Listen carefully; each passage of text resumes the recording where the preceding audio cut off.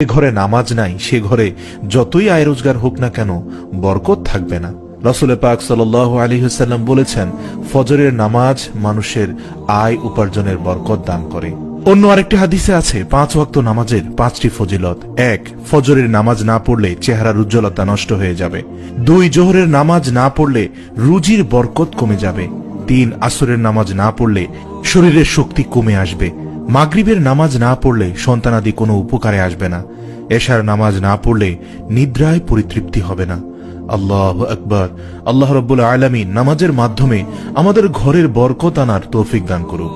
অতএব আসুন আমরা ঘরের বরকতকে স্থায়ী রাখতে মিথ্যা পরিত্যাগ করি, আল্লাহর শুকরিয়া আদায় করি, অপচয় থেকে মুক্ত থাকি এবং সাথে সাথে 5 ওয়াক্ত নামাজ জামায়াতের সাথে আদায় করি।